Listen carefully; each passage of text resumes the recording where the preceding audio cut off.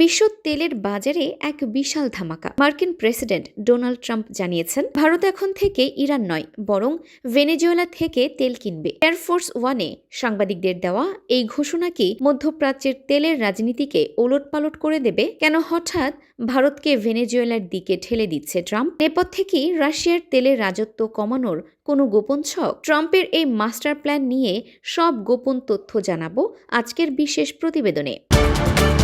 দর্শক, রয়টার্সের প্রতিবেদন অনুযায়ী শনিবার মার্কিন প্রেসিডেন্ট ডোনাল্ড ট্রাম্প এক বিস্ফোরক তথ্য ফাঁস করেছেন। তিনি জানিয়েছেন, ভারত ইরান থেকে তেল কেনার পরিবর্তে এখন ভেনেজুয়েলার অপরিশোধিত তেল কিনবে। ট্রাম্পের ভাষায়, আমরা ইতোমধ্যেই সেই চুক্তির ধারণাটি সম্পন্ন করেছি। ওয়াশিংটন থেকে ফ্লোরিডা যাওয়ার পথে এয়ারফোর্স ওয়ানে সাংবাদিকদের সাথে আলাপকালে তিনি এই মন্তব্য করেন। মূলত ইউক্রেন যুদ্ধে রাশিয়ার তহবিল কমাতে মস্কোর তেলের রাজস্বে আঘাত করাই ওয়াশিংটনের প্রধান লক্ষ্য। ভেনেজুয়েলার অপরিশোধিত তেল সরবরাহের মাধ্যমে ট্রাম্প চাচ্ছেন ভারতের মতো বড় বাজারগুলোকে ইরান ও রাশিয়ার প্রভাব থেকে বের করে আনতে।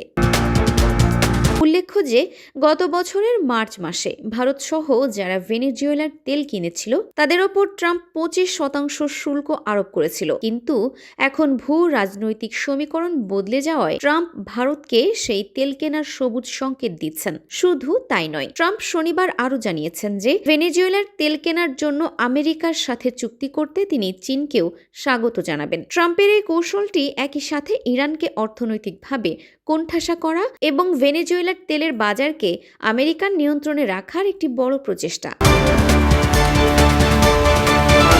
ইরানের সাথে ভারতের দীর্ঘদিনের জ্বালানি সম্পর্ক কি এর ফলে চিরতরে ভেঙে যাবে? আপনার কি মনে হয়?